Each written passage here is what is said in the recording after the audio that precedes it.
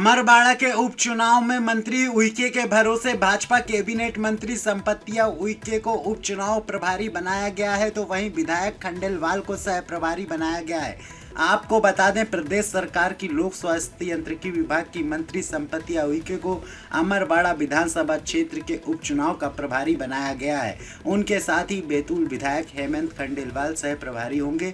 गौरतलब है कि छिंदवाड़ा जिले की 7 विधानसभा सीट पर बीते 2023 के चुनाव में कांग्रेस ने एक तरफा जीत दर्ज की थी, किंतु लोकसभा चुनाव आते आते इन सीटों पर भाजपा ने सेंध लगा दी और अमरवाड़ा विधायक कमलेश शाह भाजपा के साथ मिल गए और उन्होंने विधानसभा से इस्तीफा भी दे दिया, जिसकी वजह से उपचुनाव अब यहां पर हो रहे हैं। छिंदवाड़ा लोकसभा सीट जीतने के बाद भाजपा अब कांग्रेस के खाते वाली इस सीट को भी जीतना चाहती है और इसके लिए माइक्रो रणनीति बनाकर काम शुरू कर दिया है।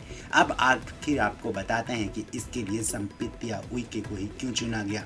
प्रदेश भाजपा ने अपनी रणनीति बनाते समय जातिगत समीकरण का भी बहुत ध्यान रखा है।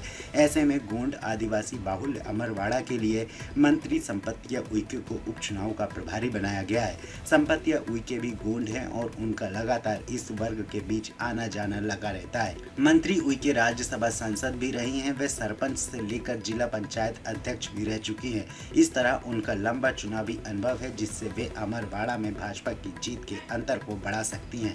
उनके सहयोगी सह प्रभारी हेमंत खंडेलवाल भी बड़े राजनेता हैं। ऐसे में इन दोनों नेताओं के अनुभव का लाभ भाजपा को मिलेगा। इसी आधार पर इन दोनों को अमरवाड़ा उपचुनाव की जिम्मेदारी दी गई है।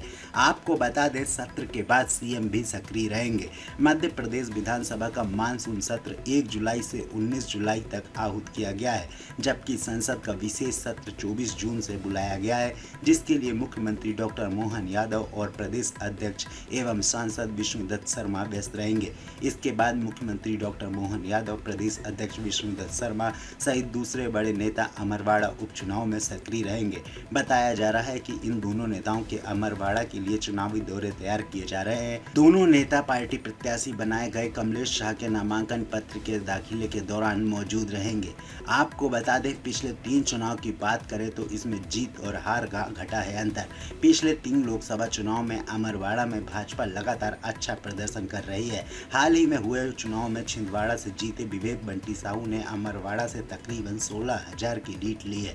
इससे पहले वर्ष 2014 और 2019 के चुनाव में कांग्रेस को इस सीट पर औसतन 22 से 25,000 के अंतर से लीड मिलती रही है, लेकिन यह अंतर पिछले चुनाव की तुलना में लगातार गिरता जा रहा है और भाजपा यहां से लगातार अपने मतों की संख्या में वृद्धि करती रही है। अगर बात करें तो भाजपा इस बार अपना रिकॉर्ड सुधारने के लिए उतरेगी। इस बार विधानसभा सीट पर वर्ष 1980 से पिछले चुनाव तक यहां 7 बार कांग्रेस ने जीत दर्ज की है, तो यहां पर भाजपा को केवल 2 ही बार जीत का स्वाद चखने को मिला है। इनमें एक बार प्रेम नारायण ठाकुर की भी जीत हुई है। आपको बता दें, पिछले 3 चुनाव से कांग्रेस के टिकट से कमलेश शाह यहां से लगातार जीतते रहे हैं, यानी कि इस विधानसभा सीट पर कांग्रेस का स्ट्राइक रेट 75% है, तो भाजपा का महज 25%। अब कमलेश शाह भाजपा से लड़ रहे हैं और उनके खिलाफ भाजपा के टिकट से चुनाव लड़ने वाली मोनिका भट्टी हो या उत्तम ठाकुर उन्हें जिताने के लिए मैदान में उतरे हुए हैं। इस उपचुनाव में जहां वह सीट जीते तो उनकी जीत का अंतर